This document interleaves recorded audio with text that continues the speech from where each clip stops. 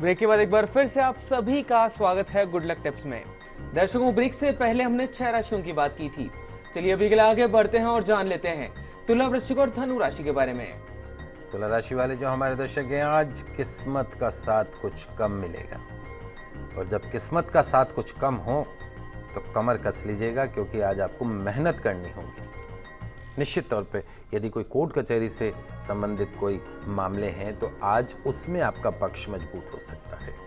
आज के दिन की सफलता के लिए हरे मूंग भगवान गणेश जी को अर्पण करके दिन की शुरुआत कीजिएगा। अगली जो राशि वो है वृश्चिक राशि। वृश्चिक राशि वाले जो हमारे दर्शक हैं, देखिए हम इंसान हैं, गलतियां करते हैं और ऐसा नहीं है कि भगवान हमें गलतियां सुधारने का मौका नहीं देते।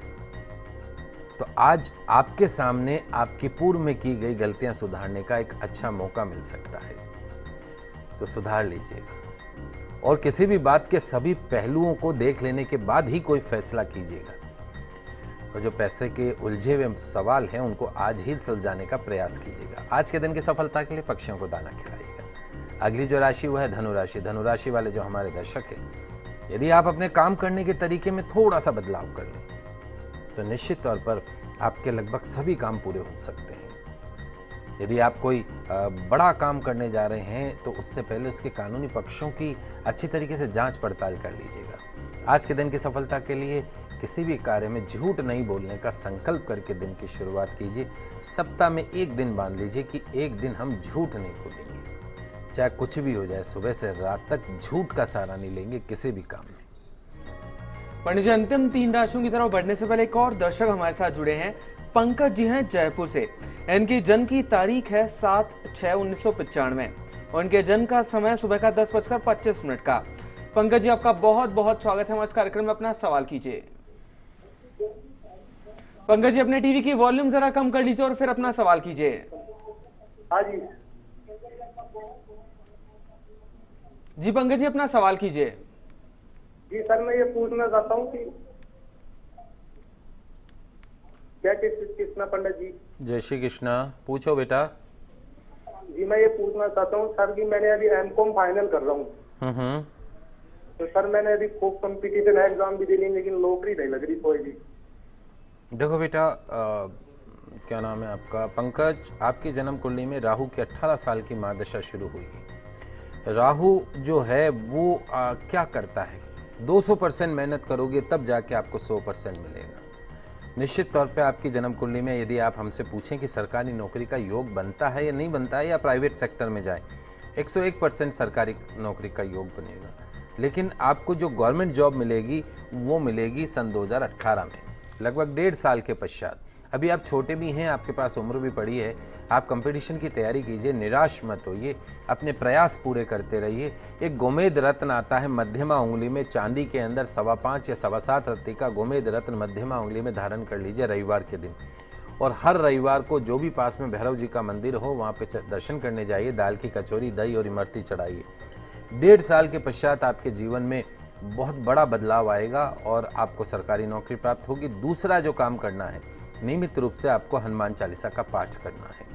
तीसरा जो काम करना है वो काम ये करना है, आप जयपुर में रहते हैं, या तो आप मोती डूंगरी गणेश जी महाराज के दर्शन करने का नियम बनाइए कि कम से कम 40 बुधवार आपको वहाँ पे दर्शन करना है। 40 बुधवार दर्शन करेंगे, बड़े अफसर बनेंगे और आप जो सफलता है वो आपके कदम चूमेगी, इसमें कोई दो राय नहीं है। पंडित जी, अभी के लिए एक और दर्शक हमारे साथ जुड़े हैं। सुभाष हैं कोटपुतली से। इनकी जन्म की तारीख है 9/4/1970 और इनके जन्म का समय शाम का 7:09 का। सुभाष जी, आपका बहुत बहुत स्वागत है हमारे कार्यक्रम में। अपना सवाल कीजिए। जी पंडित जी प्रणाम। जय श्री कृष्णा। पंडित जी, मैं मेरे राजनीतिक और आर्थिक करियर के बारे में पूछना चाह रहा हूँ। क्या करते हैं अभी आप? करता हूँ, लेकिन बिजनेस भी इस समय थोड़ा डाउन चल रहा है। किस चीज का व्यापार करते हैं? माइंस का काम था अभी मेरा, लेकिन अभी और एकदम डाउन। माइंस में प्रोपराइटर आप ही हैं? हाँ, मैं खुद हूँ। मैं मेरी मिसेज। आपकी वाइफ का क्या नाम है? अनुराधा। ओके, देखो सुभाष जी, सबसे पहली समस्या जो है वो ये है कि आपकी जन्म कुंडली में शनि नीच का है। शनि जो है वो आपकी जन्म कुंडली में नीच का होके बैठा है।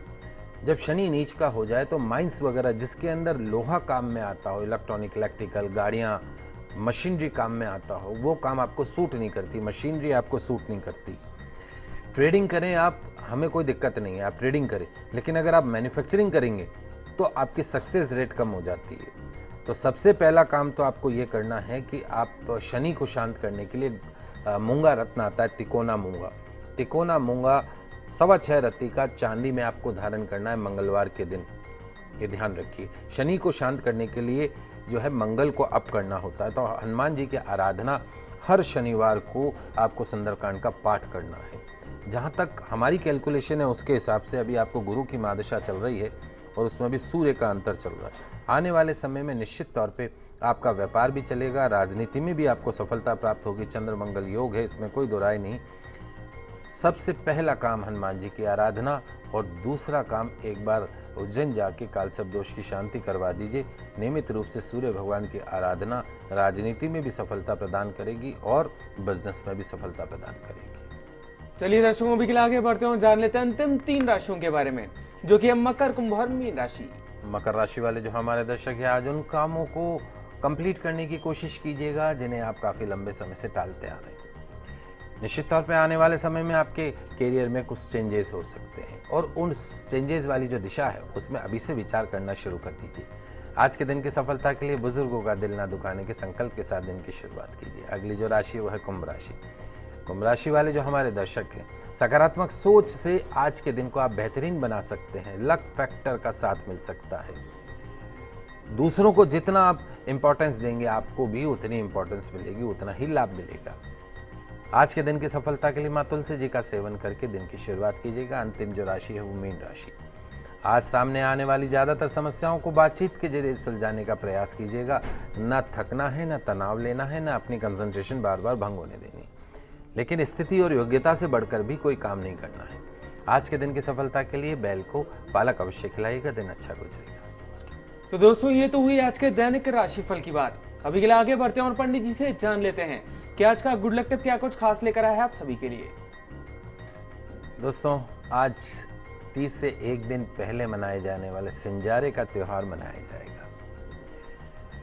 सिंजारे को सिर्फ शगुन या पकवान के स्वाद के रूप में नहीं मनाया जाता है, बल्कि ये जो सिंजारे का त्योहार है ये प्यार का, स्नेह का एक मौन संवाद है। बगैर बोले खामोशी में छिपा हुआ स्नेह, प्यार अपनी आवाज अपने आप बन जाता है और मुखर स्नेह से ज्यादा ताकत रखता है। सिंजारा स्वाद के लिए एक स्नेहिल संवाद की भाषा है, अभिव्यक्ति की नहीं, अनुभूति की भाषा है।